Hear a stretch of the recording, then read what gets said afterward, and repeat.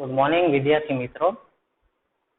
ચાલો આજે આપણે પૃથ્વીનું જે ચુંબકીય ક્ષેત્ર આપણે ગયા લેક્ચરમાં ભણી ગયા એને લઈ અને ચેપ્ટર આગળ વધારીએ. તો પૃથ્વીનું ચુંબકીય ક્ષેત્ર એમાં આપણે આજે વાત કરવાની છે જીઓગ્રાફિકલ મેરિડિયન, મેગ્નેટિક મેરિડિયન અને ડેક્લિનેશન એંગલ, ડીપ એંગલ. આ અગત્યના જે ચાર શબ્દો હું બોલ્યા, પેલો કયો શબ્દ હું બોલ્યો? Geographical meridian, magnetic meridian, magnetic declination અને મેગ્નેટિક ડીપ એંગલ. આ જે ચાર અગત્યના શબ્દો જે હું બોલ્યો એના વિશે આપણે આજે ચર્ચા કરશું અને પૃથ્વીના ચુંબકીય ક્ષેત્રને સંપૂર્ણપણે 3D માં આપણે ઇમેજિન કરીને સમજવાના છીએ. બહુ મજા આવે એવો લેક્ચર છે, તો વ્યવસ્થિત ધ્યાન રાખજો. ગઈકાલે આપણે જ્યાંથી પૂરું કર્યું હતું ત્યાંથી જ આપણે શરૂ કરીએ. એના માટે તમને ગઈકાલનો લેક્ચર ખાસ આવડવો જોઈએ, તો જ તમને આજે લેક્ચરમાં મજા આવશે. તો આપણે સૌથી પહેલા શરૂ કરીએ કે જીઓગ્રાફિકલ મેરિડિયન એટલે શું અને મેગ્નેટિક મેરિડિયન એટલે શું. ભૌગોલિક ધ્રુવતલ અને ચુંબકીય ધ્રુવતલ. ભૌગોલિક ધ્રુવતલ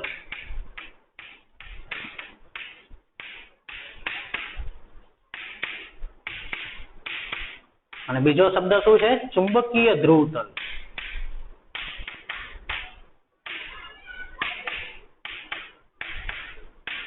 તો ચલો પેલા આપણે આ સમજી લઈએ, ભૌગોલિક ધ્રુવતલ અને ચુંબકીય ધ્રુવતલ કોને કહેવામાં આવે. તો એના માટે હું અત્યારે એક પૃથ્વીનો આપણે ફરીવાર આપણે પૃથ્વી અહીંયા દોરીએ, જે સર્કલ નથી, ગોળ છે, એ તમને ખબર છે આ રીતે. અને અહીંયા જે હતું એને આપણે કીધું હતું ભૌગોલિક ઉત્તર ધ્રુવ. અહીંયા જે હતું એને આપણે નામ આપ્યું હતું ભૌગોલિક દક્ષિણ ધ્રુવ. બરાબર, આ પૃથ્વીનું કેન્દ્ર છે. તો ભૌગોલિક ઉત્તર ધ્રુવ અને ભૌગોલિક દક્ષિણ ધ્રુવ. તો સૌથી પહેલા આપણે એ સમજીએ કે ભાઈ જીઓગ્રાફિકલ મેરિડિયન એટલે કે ભૌગોલિક ધ્રુવતલ કોને કહેવામાં આવે. જીઓગ્રાફિકલ મેરિડિયન, ભૌગોલિક ધ્રુવતલ કોને કહેવામાં આવે. ધ્રુવતલ એટલે કે સમતલ, મેરિડિયન એટલે શું થાય? સમતલ, મેરિડિયન. જીઓગ્રાફિકલ મેરિડિયન, મેરિડિયન એટલે સમતલ, ધ્રુવતલ એટલે સમતલ. હવે અહીંયા વાત આવી સમતલની, તો તમે જાણો છો ગણિતમાં કે 3 અસમરેખ બિંદુમાંથી કેટલા સમતલ પસાર થાય? તો કે 3 અસમરેખ બિંદુમાંથી અનન્ય સમતલ પસાર થાય. કેટલા બિંદુઓ? 3. જો 3 અસમરેખ બિંદુ હોય તો એમાંથી અનન્ય અને માત્ર અનન્ય સમતલ પસાર થાય. અનન્ય એટલે કે એક અને માત્ર એક સમતલ પસાર થાય. તો હું ક્યાં 3 બિંદુની વાત કરું છું? તો સમજો કે જો હું જીઓગ્રાફિકલ મેરિડિયન એટલે કે ભૌગોલિક ધ્રુવતલ માટે વાત કરતો હોય, બરાબર, ભૌગોલિક ધ્રુવતલની વાત આવે તો એક બિંદુ એ આપણો ભૌગોલિક ઉત્તર ધ્રુવ, બીજું બિંદુ એ આપણો ભૌગોલિક દક્ષિણ ધ્રુવ અને ત્રીજું બિંદુ ઈ કે જે સ્થાને તમે ઊભા છો તે. કેમ કે ભૌગોલિક મેરિડિયન તો અસંખ્ય હોઈ શકે, બરાબર.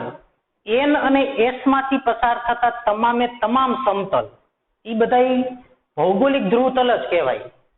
સમજો, માનો કે એક પેન છે, તમે આને એક રેખા સમજો, તો આ રેખામાંથી કેટલા સમતલ પસાર થાય? તો તમે એવું ગણિતમાં ભણી ગયા, રેખામાંથી તો અસંખ્ય સમતલ પસાર કરી શકો. જો તો 1, 2, 3, 4, બરાબર. તમારી જે ટેક્સ્ટ બુક છે, તો એ ટેક્સ્ટ બુકની જે છેલ્લી બોર્ડર છે, જે કે જ્યાંથી આખી બુક બાંધી હોય એને તમે એક રેખા કહી દો અને તમારી બુકના બધા પેજને આમ ઓપન કરી નાખો તો એ બધા શું થયા? સમતલ થયા. બધા સમતલ શેમાંથી પસાર થાય? અનંત સમતલ એને વિચારો લંબાવીને. તો એ જે બોર્ડરની એ જે ધાર બની, જ્યાંથી બુક બાઇન્ડિંગ કરેલી હોય એ ધાર છે, એ એક રેખા થઈ. એ રેખામાંથી અસંખ્ય સમતલ પસાર કરી શકાય. એમ એક રેખામાંથી તો અસંખ્ય સમતલ પસાર થાય. તો એન અને એસ ને જો હું જોડી દઉં, આને કહેવાય પૃથ્વીની ભ્રમણ અક્ષ.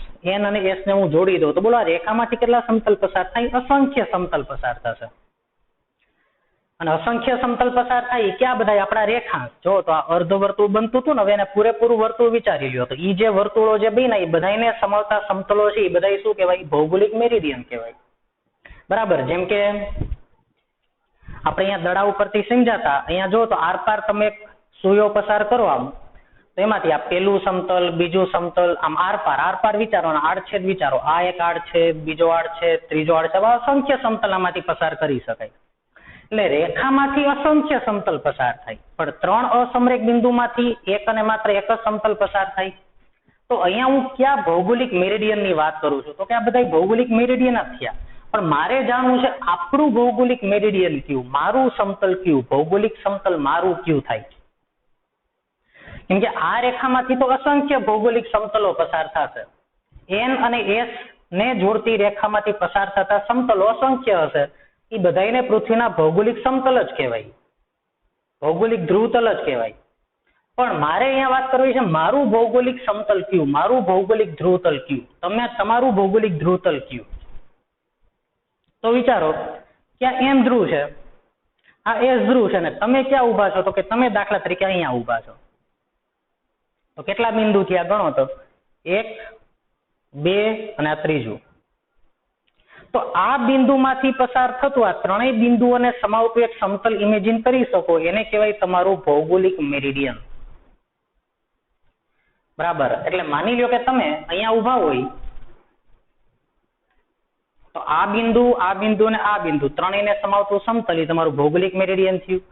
જો તમે અહીંયા ઉભા હોય તો આ બિંદુ અને આ બિંદુ એ ત્રણેય બિંદુઓને સમાવતું એક સમતલ ઇમેજિન કરો, એને કહેવાય તમારું ભૌગોલિક મેરિડિયન.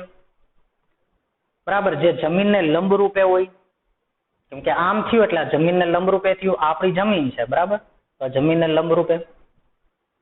પછી માનો કે તમે અહીંયા હોય તો આ બિંદુ અને આ બિંદુ આ ત્રણમાંથી પસાર થતું એક સમતલ વિચારી શકાય. તો આપણું ભૌગોલિક મેરિડિયન કયું?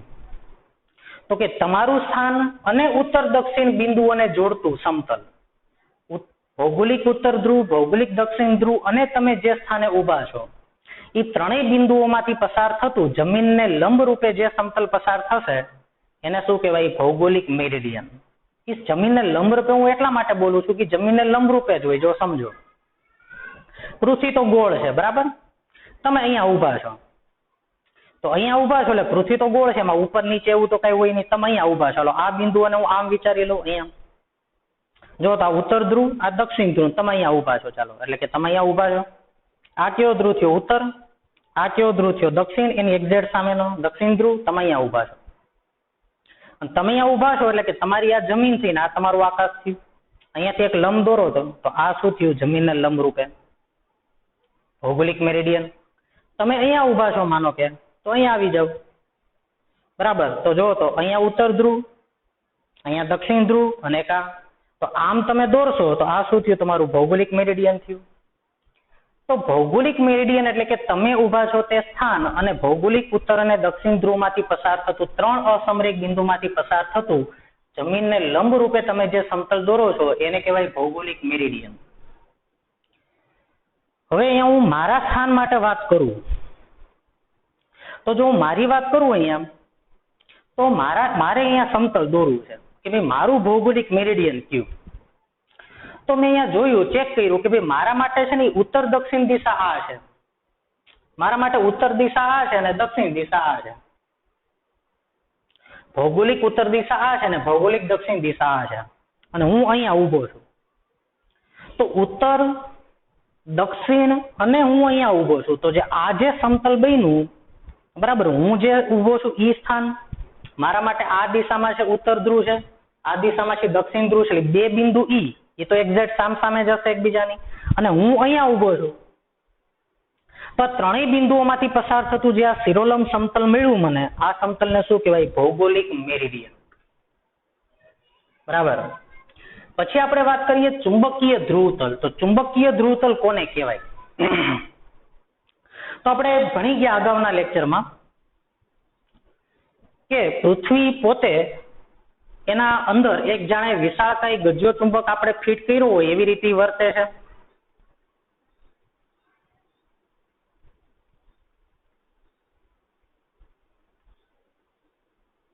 તો પાછી આપણે આકૃતિ દોરીએ અહીંયા.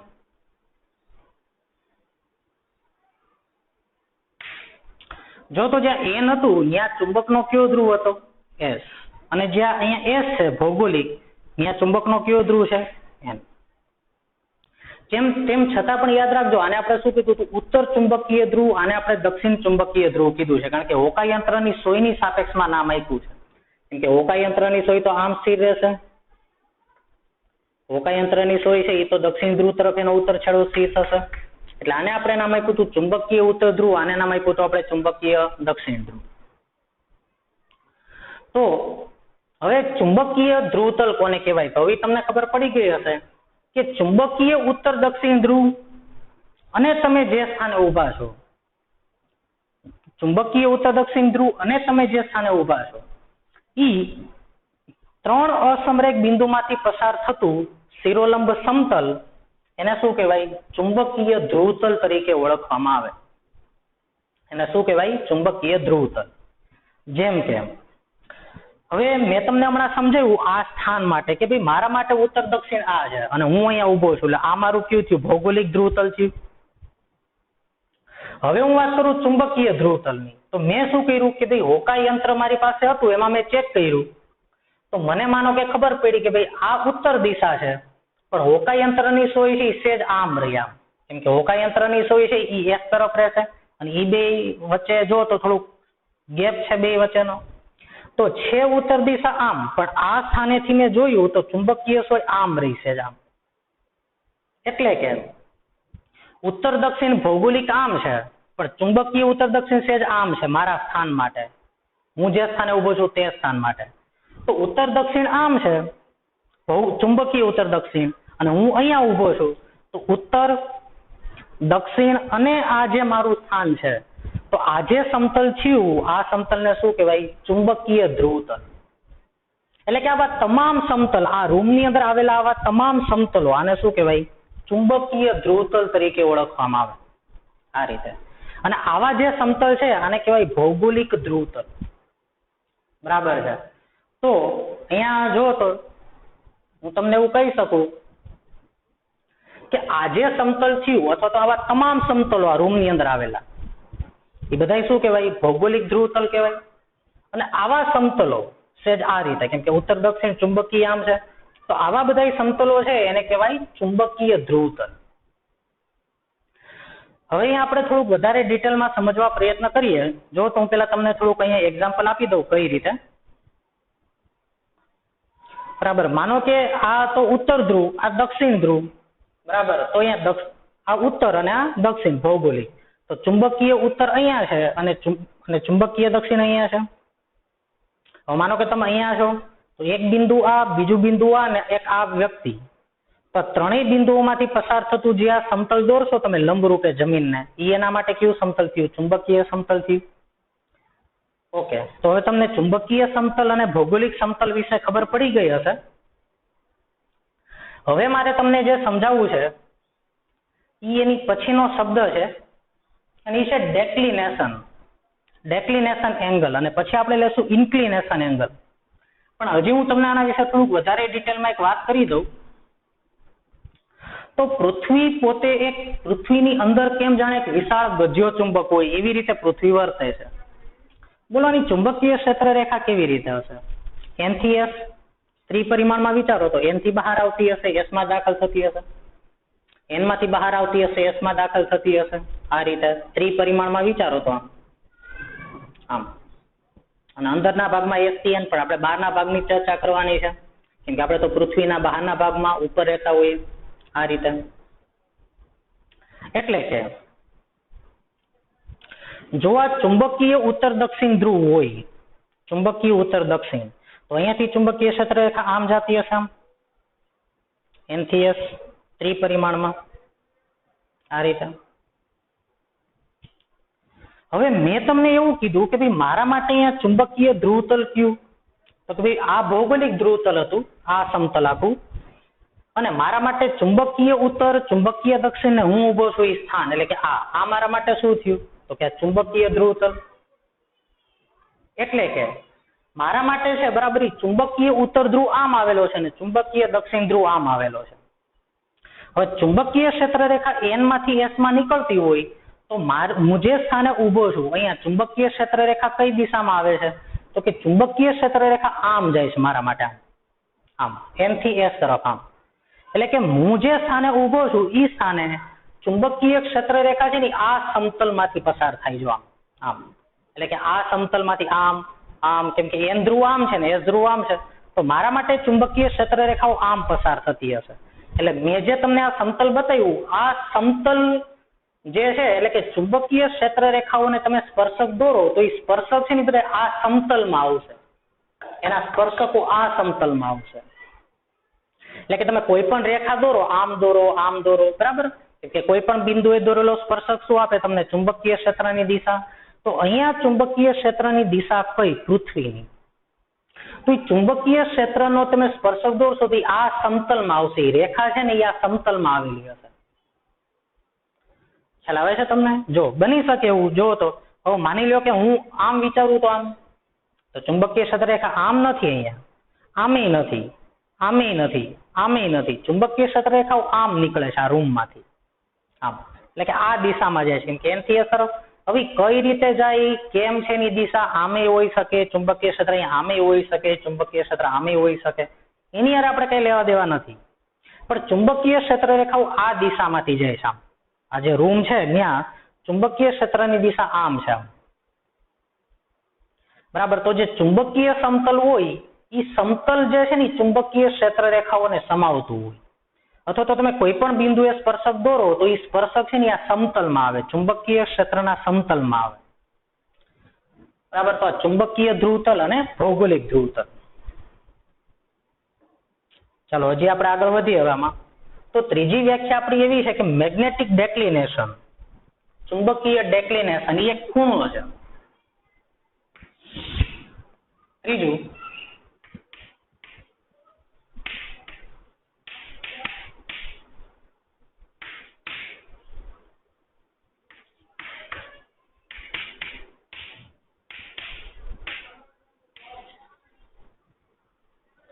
એને આપણે કેપિટલ ડી વડે દર્શાવશું. ચુંબકીય ડેક્લિનેશન એક ખૂણો છે. અને જો ચુંબકીય ડેક્લિનેશન એક ખૂણો હોય તો જુઓ તો અહીંયા હું હોકા યંત્રની એક સોય છે મારી પાસે.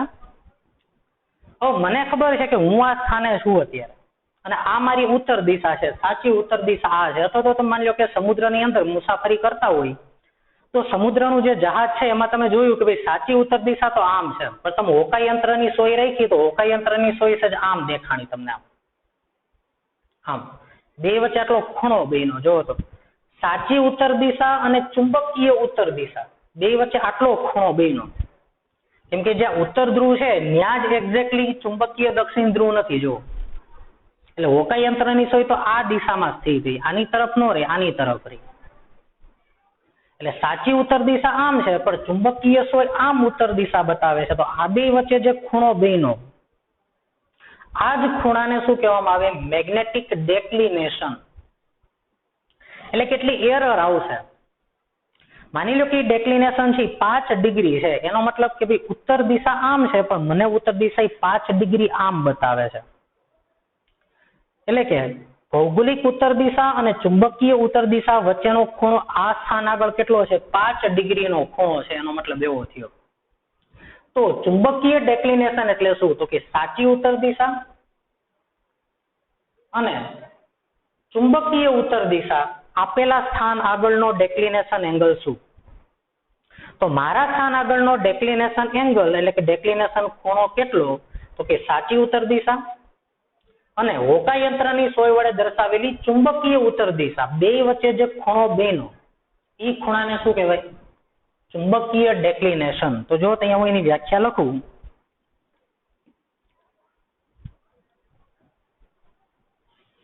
તો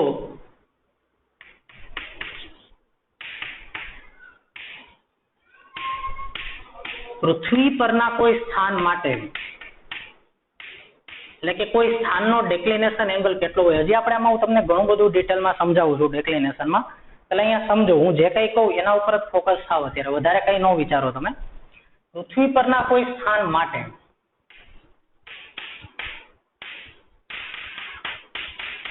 ભૌગોલિક ઉત્તર દિશા તથા ચુંબકીય સોય અથવા તો હોકાયંત્રની ચુંબકીય સોય વડે દર્શાવેલી ઉત્તર દિશા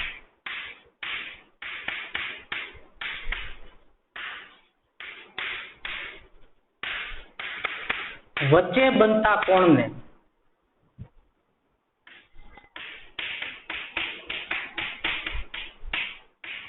ડેક્લિનેશન એંગલ ડી કહે છે. બરાબર. તો પૃથ્વીનું કોઈ પણ સ્થાન એના માટે ભૌગોલિક ઉત્તર દિશા અને ચુંબકીય સોય વડે દર્શાવેલી ઉત્તર દિશા વચ્ચેના ખૂણાને શું કહેવામાં આવે? બે વચ્ચેનો ખૂણો બને એને ડેક્લિનેશન એંગલ તરીકે ઓળખવામાં આવે. ચાલો હજી આપણે આમાં થોડુંક ડિટેલમાં સમજીએ. તો હું તમને એમ પણ કહી શકું, અહીંયા જો તો કે ભાઈ આ કયું સમતલ હતું? તો કે આ તો ભૌગોલિક મેરિડિયન હતું, ઉત્તર દક્ષિણ આમ હતા, અને મારા માટે ચુંબકીય ઉત્તર દક્ષિણ આમ છે, તો આને કયું સમતલ કહેવાય? ચુંબકીય મેરિડિયન, ચુંબકીય ધ્રુવતલ. અને આ કયું હતું? તો કે આ ભૌગોલિક ધ્રુવતલ હતું. તો ભૌગોલિક ધ્રુવતલ અને ચુંબકીય ધ્રુવતલ આ બે વચ્ચે બનતો જે ખૂણો, બોલો આ કયું સમતલ હતું? આ સમતલ, આ સમતલ ચુંબકીય મેરિડિયન, આ કયું સમતલ? ભૌગોલિક મેરિડિયન. તો એમ પણ વ્યાખ્યા આપી શકાય કે ભાઈ આ સ્થાન માટે ભૌગોલિક મેરિડિયન અને ચુંબકીય મેરિડિયન આ બે વચ્ચે જે ખૂણો બન્યો, આ ખૂણાને પણ શું કહી શકાય? ચુંબકીય ડેક્લિનેશન. કેમ કે સાચી ઉત્તર દક્ષિણ દિશા આમ છે, તો આ મારું ભૌગોલિક મેરિડિયન થયું. ચુંબકીય ઉત્તર દક્ષિણ દિશા આ છે, તો આ મારું ચુંબકીય મેરિડિયન છે. અને આ બે વચ્ચે જે ખૂણો બન્યો, આ ખૂણાને શું કહેવામાં આવે? ડેક્લિનેશન એંગલ. તો અહીંયા હું લખી શકું કે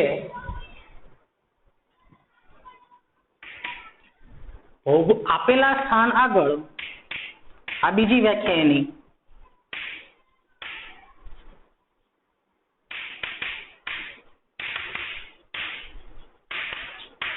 અથવા આપેલા સ્થાન આગળ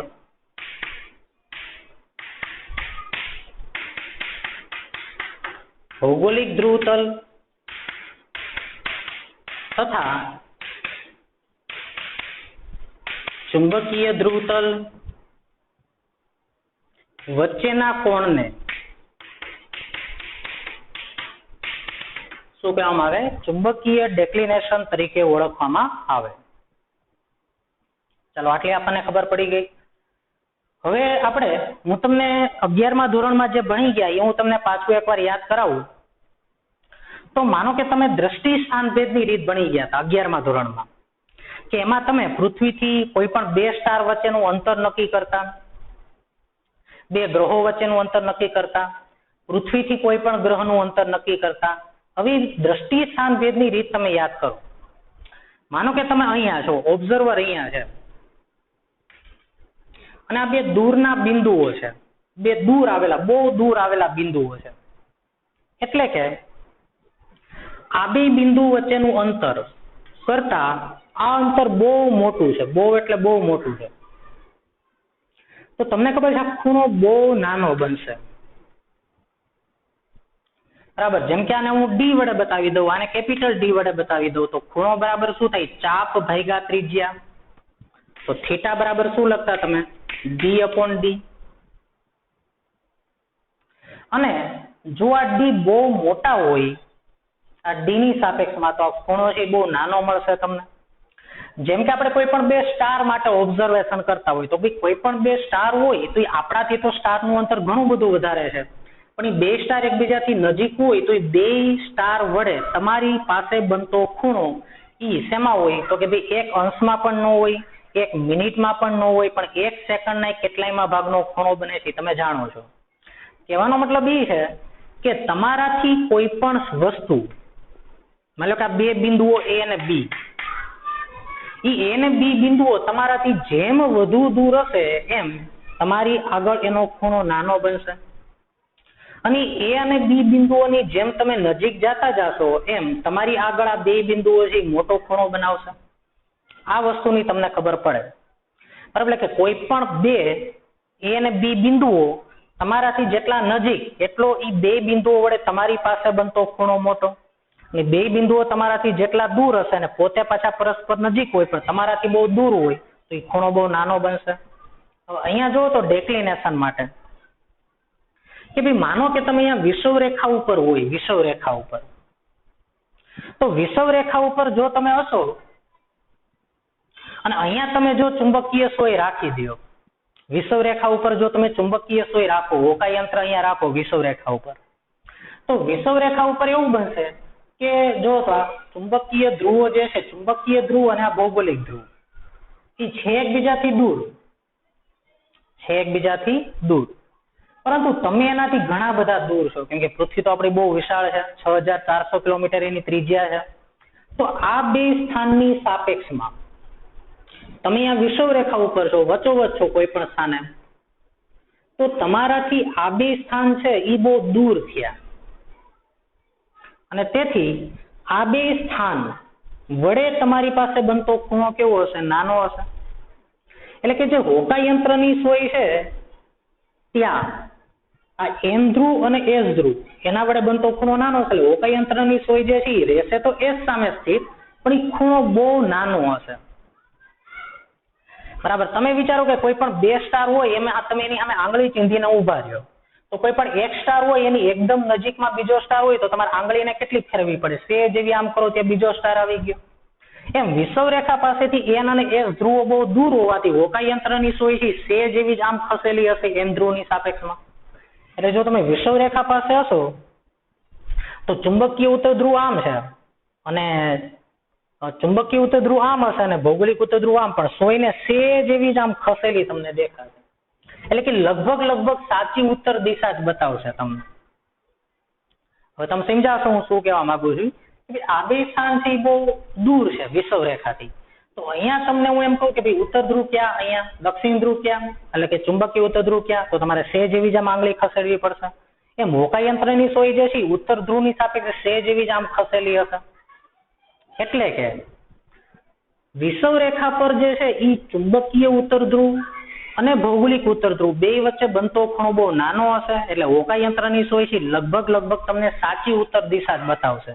બહુ માઇનોર એવી છે ને ઉત્તર, સાચી ઉત્તર દિશાથી સે જેવી જ આમ સેજ ખસેલી હશે.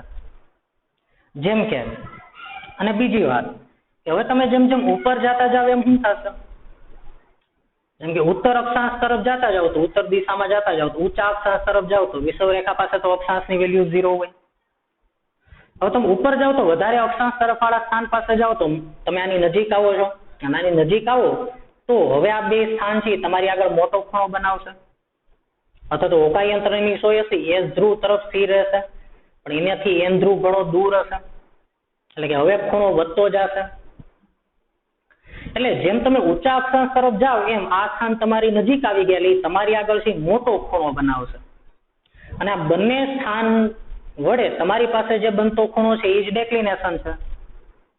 કેમ કે તમે આની નજીક ગયા, એસ અને એની નજીક ગયા, આમ જાવ એમ ઉત્તર ગોળાર્ધમાં જાવ એમ, તો જેમ તમે આની નજીક જતા જાઓ એમ અક્ષાંશ એમ ડેક્લિનેશન એંગલ કેવો થતો જાય? મોટો થતો જાય.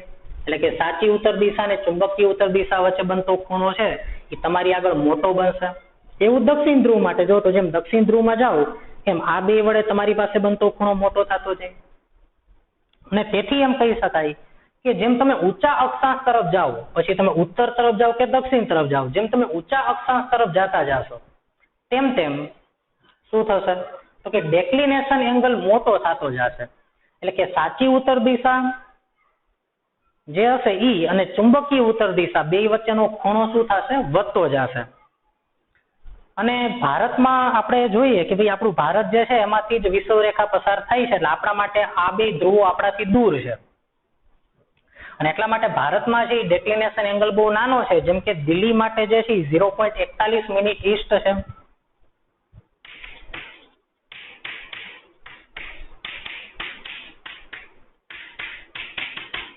જ્યારે બોમ્બે માટે મુંબઈ માટે તો કે 0.58 મિનિટ વેસ્ટ.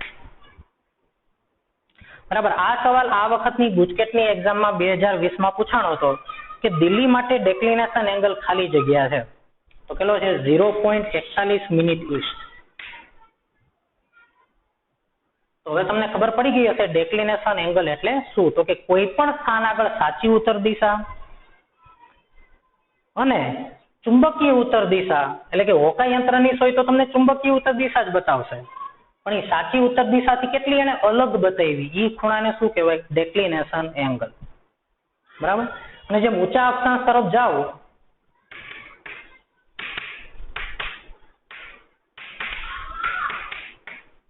એમ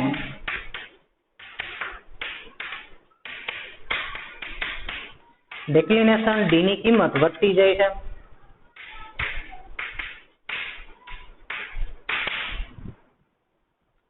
તો હવે તમને આ ખબર પડી ગઈ હશે ડિક્લિનેશન એંગલ એટલે શું.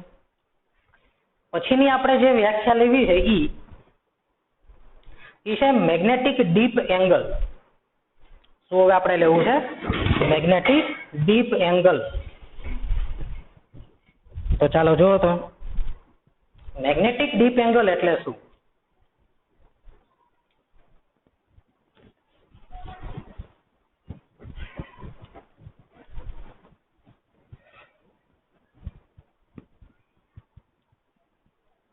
એને આપણે નમન કોણ પણ કહીએ છીએ.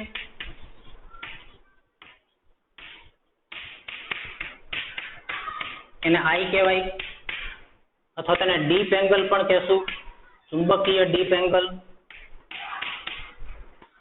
અથવા તો એને ઇન્ક્લિનેશન એંગલ તરીકે પણ ઓળખવામાં આવે. ઇન્ક્લિનેશન એંગલ ઉપરથી મેં એને આઈ નામ આપ્યું છે. એને આપણે નામ આપશું નમન કોણ, અથવા તો એને આપણે નામ આપશું ડીપ એંગલ અથવા તો ઇન્ક્લિનેશન એંગલ. ત્રણેય નામ તમે યાદ રાખજો. નમન કોણ, ઇન્ક્લિનેશન અથવા તો ડીપ એંગલ.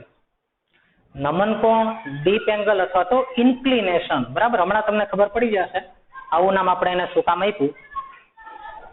હવે ડીપ એંગલ કોને કહેવામાં આવે, નમન કોણ કોને કહેવામાં આવે? તો નમન કોણ સમજાવવા માટે અહીંયા હું તમને પેલા એક ગજિયા ચુંબકની ચુંબકીય ક્ષેત્ર રેખાઓ વિશે થોડીક ચર્ચા કરી દઉં. પછી આપણે પૃથ્વીના ગજિયા ચુંબકની વાત કરશું. પણ માનો કે એક ગજિયો ચુંબક છે આ રીતે. માનો કે અહીંયા એન અને અહીંયા એસ. તો કોઈ પણ ચુંબકની અક્ષ ઉપર ચુંબકીય ક્ષેત્ર કઈ દિશામાં હોય? કોઈ પણ ચુંબક હોય એની અક્ષ ઉપર ચુંબકીય ક્ષેત્ર કઈ દિશામાં હોય? તો આપણે વાત કરી હતી કોઈ પણ ચુંબક એટલે કે કોઈ પણ ડાયપોલની અક્ષ ઉપર એનું ચુંબકીય ક્ષેત્ર ડાયપોલ મોમેન્ટની દિશામાં હોય. એટલે કે આની અક્ષ ઉપર તમે કોઈ પણ બિંદુએ ચુંબકીય ક્ષેત્ર વિચારશો તો બહારના ભાગમાં એટલે એનમાંથી બહાર આવતી હોય ક્ષેત્ર રેખા, અહીંયા ચુંબકીય ક્ષેત્ર આમ હશે. અને એસ ધ્રુવ માટે તો કે અહીંયા ચુંબકીય ક્ષેત્ર રેખા દાખલ થશે. જોઈ લો ચુંબકીય ડાયપોલ મોમેન્ટની દિશામાં છે ચુંબકીય ક્ષેત્ર. અને એના લંબ દ્વિભાજક ઉપર ચુંબકીય ક્ષેત્ર કઈ રીતે હોય? તો જો તો અહીંયાથી આપણે આમ રેખાઓ દોરતા હોઈએ તો ડાયપોલ મોમેન્ટની વિરુદ્ધ દિશામાં હોય એના લંબ દ્વિભાજક ઉપર. આ આપણને ખબર પડે છે. બરાબર. હવે આ ગજિયા ચુંબકની પાસે માની લો હું એક ચુંબકીય સોય લઈ જાઉં તો શું થશે? તો માનો કે એક ચુંબકીય સોય છે એને હું આ ગજિયા ચુંબકની પાસે લઈ જાઉં. જો હું ચુંબકીય સોયને આ ગજિયા ચુંબકની પાસે લઈ જાઉં, માનો કે આ જે છે ને એન ધ્રુવ છે ચુંબકીય સોયનો અને આ એસ ધ્રુવ છે. બરાબર. માનો કે બીજી પેન લઉં અહીંયા. માનો કે આ જે ચુંબકીય સોય છે એનો એન ધ્રુવ છે અને આ કયો ધ્રુવ છે? એસ. તો બોલો તો અહીંયા ચુંબકીય સોયને હું મુક્ત રીતે લટકાવી દઉં તો કઈ રીતે ગોઠવાશે? બોલો તો એન ની સામે એસ છેડો આમ રહે આ રીતે. પણ એ ચુંબકીય સોય મેં અહીંયા રાખી હોય તો, અને આ ચુંબકીય સોય એટલે ડાયપોલ. ચુંબકીય સોય એટલે શું થઈ? ડાયપોલ થઈ.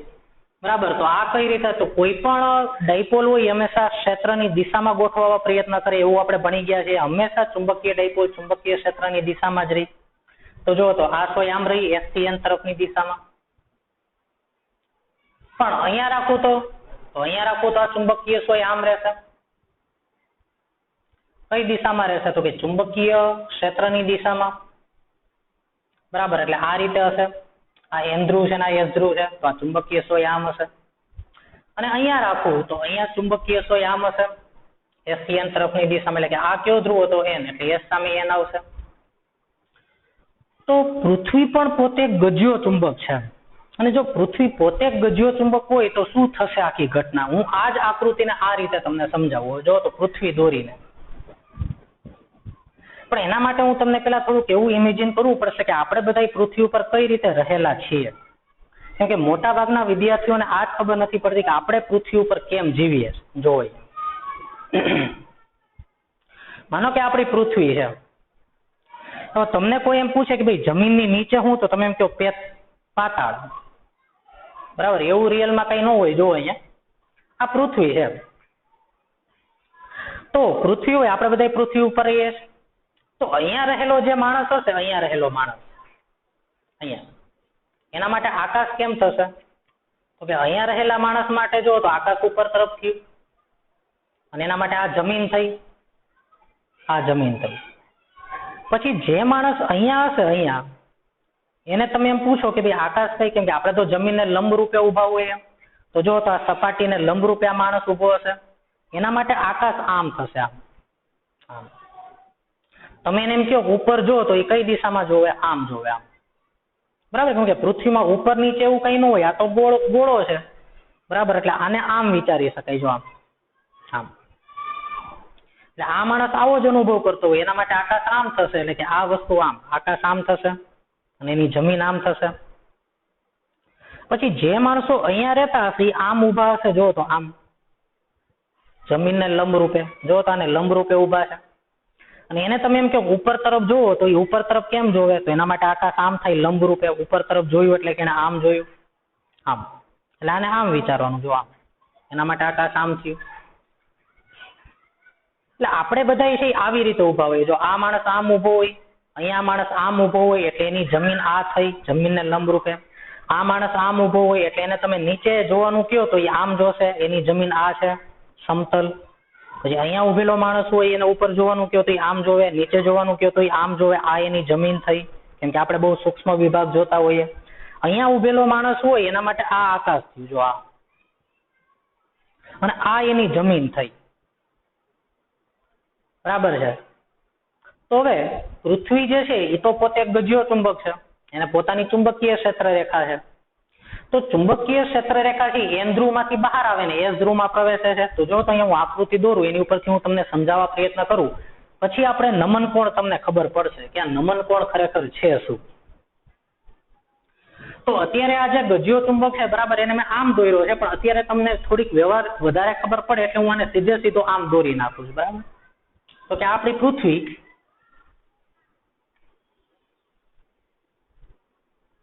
અને માનો કે આ ગજ્યો ચુંબક છે, બરાબર.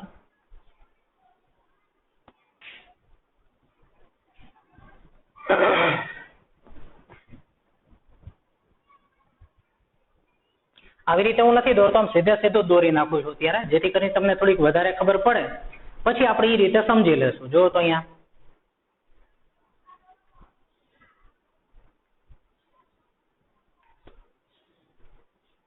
જો તો અહીંયા ઉપરના ભાગમાં એસ ધ્રુવ છે, અહીંયા એન ધ્રુવ છે. અહીંયાથી ચુંબકીય ક્ષેત્ર રેખાઓ બહાર આવતી હોય, એન ધ્રુવમાંથી ચુંબકીય ક્ષેત્ર રેખાઓ બહાર આવે, કેમ કે ચુંબકીય ક્ષેત્ર રેખા કઈ દિશામાં હોય? એન થી એસ તરફ. અને ચુંબકીય ક્ષેત્ર રેખા જો એન થી એસ તરફ હોય, તો અહીંયા તમે કોઈ પણ સ્થાને એન ધ્રુવ ઉપર રહેલો માણસ હશે, બરાબર, એટલે કે ચુંબકીય દક્ષિણ ધ્રુવ ઉપર રહેલો માણસ. યાદ કરવાના, આપણે ચુંબકીય દક્ષિણ ધ્રુવ કીધું હતું. આ શું હતું? ભૌગોલિક દક્ષિણ. આને શું નામ આપ્યું હતું? ચુંબકીય દક્ષિણ.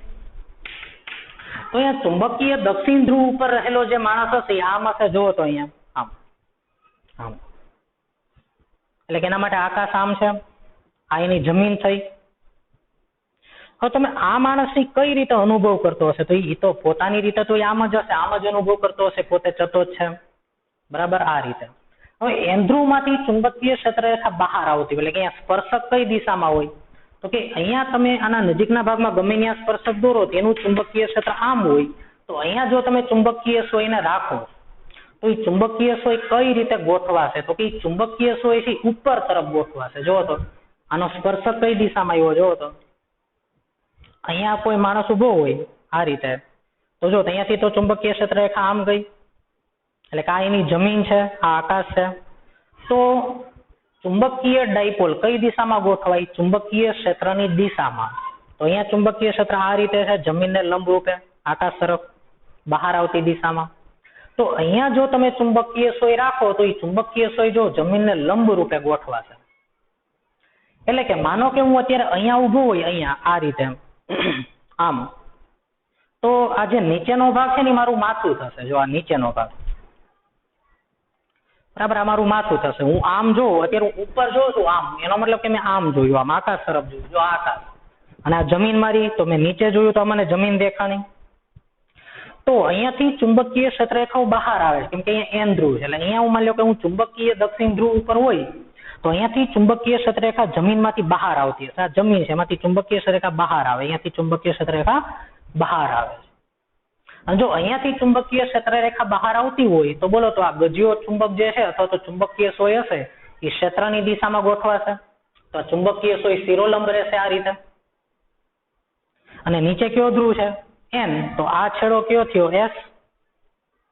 એટલે એસ ધ્રુવ નીચે, એટલે કે ચુંબકીય દક્ષિણ ધ્રુવ પાસે જો તમે ઉભા હશો તો ચુંબકનો અહીંયા કયો છેડો હશે? દક્ષિણ છેડો અહીંયા હશે નીચે, અને ઉપર કયો છેડો રહેશે? એન. કેમ કે ડાયપોલ ક્ષેત્રની દિશામાં ગોઠવાય. હવે માની લો કે તમે વિષુવરેખા ઉપર હોય, તો વિષુવરેખા ઉપર એટલે કે અહીંયા વચ્ચે ગમે ત્યાં, માની લો કે અહીંયા વચ્ચે ગમે ત્યાં, અહીંયા ગમે ત્યાં, તો અહીંયાથી જે ચુંબકીય ક્ષેત્રરેખાઓ આવી, બરાબર, એને દોરેલો સ્પર્શક જોવો તો જમીનને સમાંતર છે. આપણે એવું ભણી ગયા કે ડાયપોલ મોમેન્ટની વિરુદ્ધ દિશામાં હોય અહીંયા ચુંબકીય ક્ષેત્ર, તો આની ડાયપોલ મોમેન્ટ આમ, તો આનું ચુંબકીય ક્ષેત્ર આમ હશે. આ બી અને આ બી. તો અહીંયા નીચે કયો ધ્રુવ છે? દક્ષિણ ધ્રુવ. અહીંયાથી ચુંબકીય ક્ષેત્રરેખા આમ આવી, તો જો તો અહીંયા વચ્ચોવચ્ચ જે માણસ ઉભો છે, બરાબર, આ માની લો કે ઉત્તર ધ્રુવ, આ દક્ષિણ ધ્રુવ, અહીંયા જે માણસ ઉભો છે એના માટે આકાશ આમ થયું, આમ. અને ચુંબકીય ક્ષેત્રરેખાને દોરેલો સ્પર્શક જોવો તો આમ છે, આમ. અને આ એની જમીન થઈ, બરાબર, એનું આકાશ આમ થયું, આ એનું આકાશ, અને આ એની જમીન છે આ રીતે, આ સમતલ એનું. તો અહીંયા ચુંબકીય ક્ષેત્રરેખા આમ આવી, આમ આમ આમ, એટલે જમીનને સમાંતર. તમે સમજી શકો છો. જો તો અહીંયાથી એન માંથી એસ તરફ આમ, તો અહીંયા ચુંબકીય ક્ષેત્રરેખા જો તો ચુંબકને સમાંતર જ છે આ રીતે. તો અહીંયા ચુંબકીય ક્ષેત્રરેખા જમીનને સમાંતર આવી આમ. અને જમીનને સમાંતર આવી તો માનો કે હું અત્યારે આ સ્થાન આગળ ઉભો હોય, તો હવે ચુંબકીય સોય મારા માટે આમ રહેશે. મુક્ત રીતે લટકાવેલી ચુંબકીય સોય અથવા ગજિયો ચુંબક એ આ રીતે રહેશે, જમીનને સમાંતર રહેશે. પણ અહીંયા કેટલા ખૂણે રહેતો હતો? અહીંયા 90 ડિગ્રી. હવે સમાંતર થઈ ગઈ. ફરી પાછું હું અહીંયા આવી આવું, જો તો એસ ધ્રુવ છે ત્યાં, તો અહીંયા એસ ધ્રુવ છે. હવે જે માણસ અહીંયા ઉભો છે તો એસ ધ્રુવમાં તો ચુંબકીય ક્ષેત્રરેખાને દોરેલા સ્પર્શક છે આમ આવશે, આમ. ત્યાં તો ગજિયા ચુંબકની અક્ષ, તો એસ ધ્રુવમાં ચુંબકીય ક્ષેત્રરેખા દાખલ થતી હોય આમ. તો અહીંયા જો હું એસ ધ્રુવ ઉપર એક્ઝેક્ટલી ઉભો હોય કે એવું સ્થાન પૃથ્વીનું જ્યાં ચુંબકીય ઉત્તર ધ્રુવ છે, એટલે કે જ્યાં ગજિયા ચુંબકનો દક્ષિણ ધ્રુવ છે, જેને આપણે શું નામ આપ્યું છે? ચુંબકીય ઉત્તર. ચુંબકીય ઉત્તર. તો ત્યાં ચુંબકીય ક્ષેત્રરેખા જમીનને લંબ રૂપે છે. જો જમીનને લંબ રૂપે, બરાબર, અહીંયા ચુંબકીય ક્ષેત્રરેખાઓ જમીનને લંબ રૂપે આવે છે. અને એટલા માટે અહીંયા ચુંબકીય સોય પણ ચુંબકીય ક્ષેત્રની દિશામાં જમીનને કેવી રીતે ઊભી રહેશે? લંબ રૂપે ઊભી રહેશે. એટલે કે અહીંયા ચુંબકીય ક્ષેત્ર જે છે એ જમીનને લંબ રૂપે છે, સમાંતર ઘટક નહીં હોય. વિષુવરેખા ઉપર જમીનને સમાંતર ઘટક મળે છે, અને અહીંયા પાછું જમીનને લંબ ઘટક જ મળશે. આમ અલગ અલગ સ્થાન પાસેથી ચુંબકીય ક્ષેત્ર જે છે અલગ અલગ ખૂણે હશે. કેમ કે કોઈ પણ બિંદુએ ચુંબકીય ક્ષેત્રરેખાને દોરેલો સ્પર્શક તમને તે બિંદુએ શું આપે? ચુંબકીય ક્ષેત્ર આપે. તો ચાલો અહીંયા જુઓ તો હવે આ આકૃતિમાં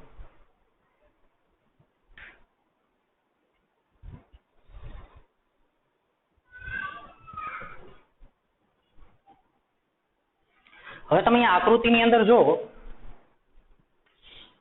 કે જો તમે ચુંબકીય વિષુવરેખા ઉપર હશો તો ચુંબકીય સોય જે છે એ કઈ રીતે રહેશે? તો કે જમીનને સમાંતર આ રીતે. અહીંયા હશો તો જમીનને લંબ રૂપે, આ જમીન થઈ એને લંબ રૂપે. અહીંયા તો કે જમીનને સમાંતર, અહીંયા તો કે જમીનને લંબ રૂપે ચુંબકીય સોય હશે, ચુંબકીય દક્ષિણ ધ્રુવ ઉપર પણ. અહીંયા જમીનને લંબ રૂપે, અહીંયા જમીનને સમાંતર. પછી તમે અહીંયા વચ્ચે ક્યાંક હશો તો કઈ રીતે હશે? તો કે અહીંયા સ્પર્શક આમ હતો, પછી અહીંયાથી ચુંબકીય ક્ષેત્રરેખા આમ ગઈ, આમ આમ આમ. અને તેથી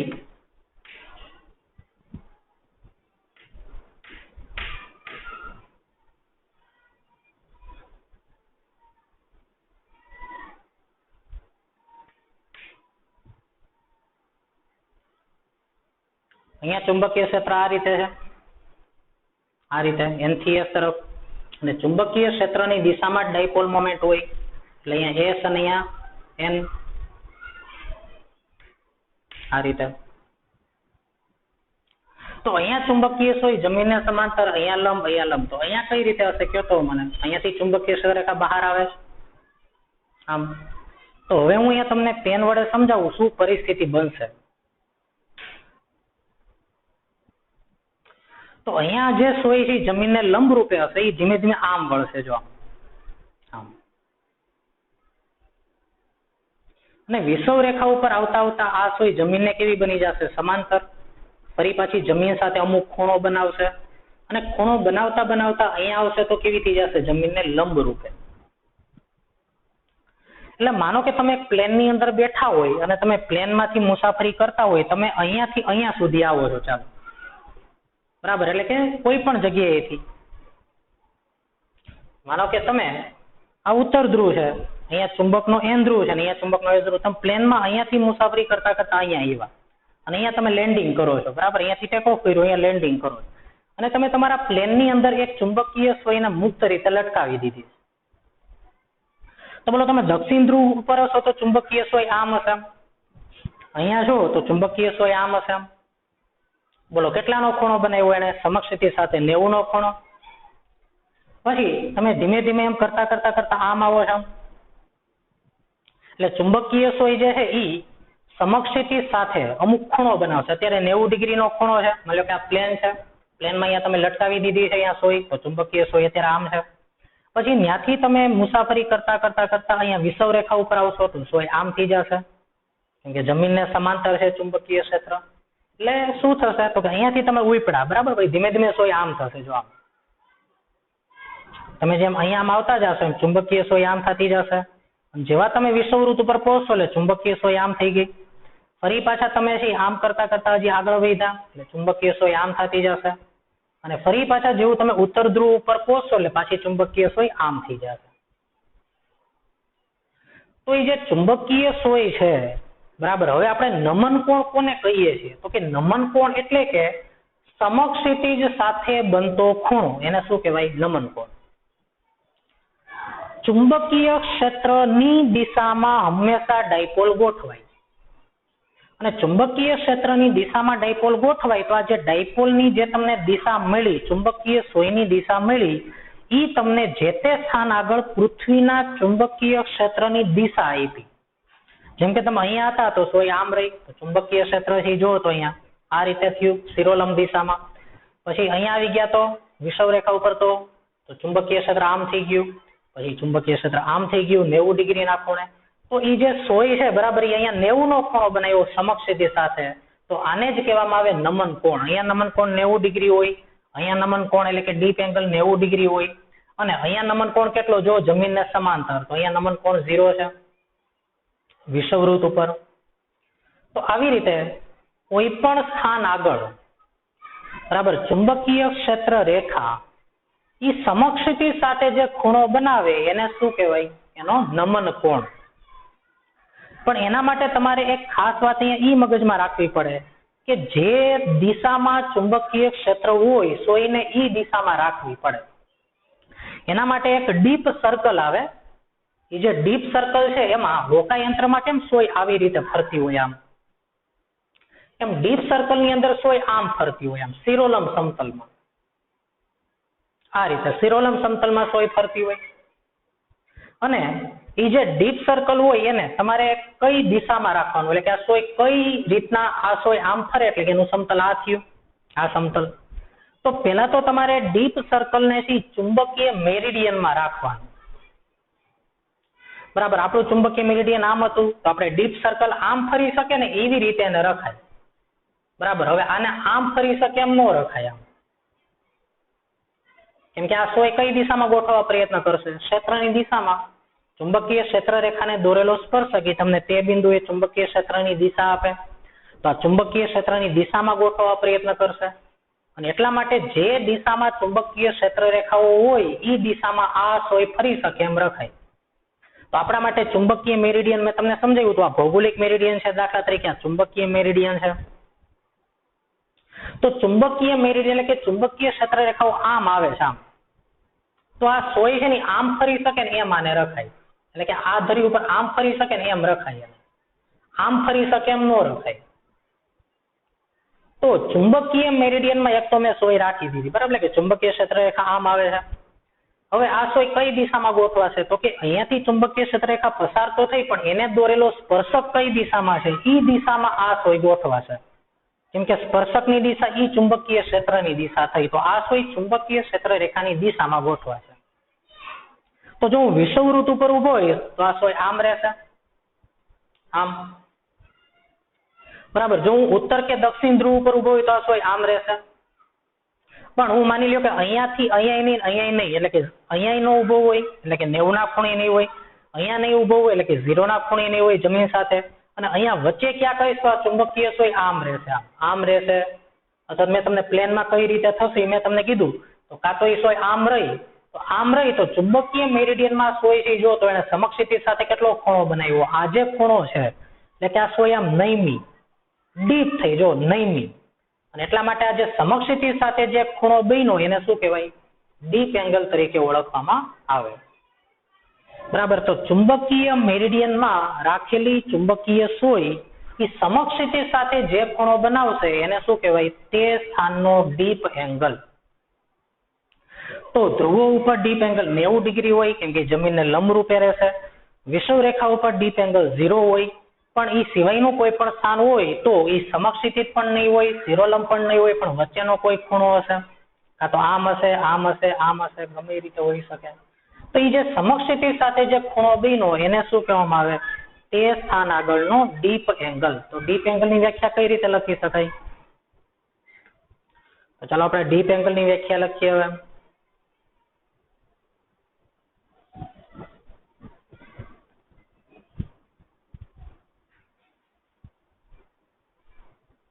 ડીપ એંગલ ને શું કહેવાય, નમન કોણ, ઇન્ક્લિનેશન એંગલ.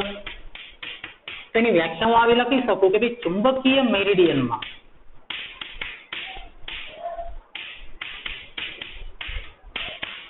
શિરોલંબ સમતલમાં ભ્રમણ કરી શકે તેવી ચુંબકીય સોય.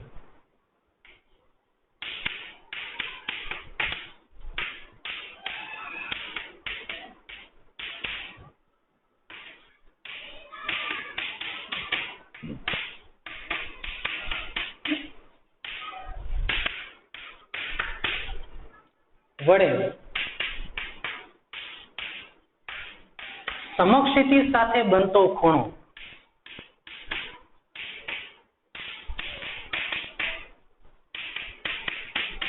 એને શું કહેવાય, નમન કોણ.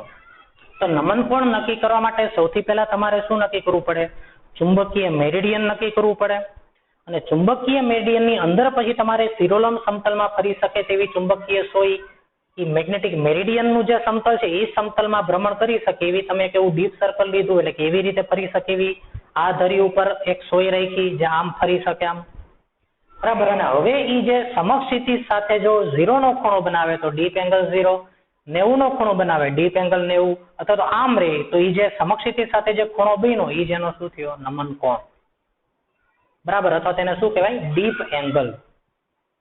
તો અહીંયા આપણે અગત્યની 4 વ્યાખ્યાઓ સમજ્યા. ભૌગોલિક ધ્રુવતલ, ચુંબકીય ધ્રુવતલ, મેગ્નેટિક ડેક્લિનેશન અને નમન કોણ એટલે કે dip angle, declination angle and dip angle, બરાબર. તો આ 4 વ્યાખ્યા જે છે એની મદદથી આપણે કોઈ પણ સ્થાનનું ચુંબકીય ક્ષેત્ર સમજી શકીએ છીએ.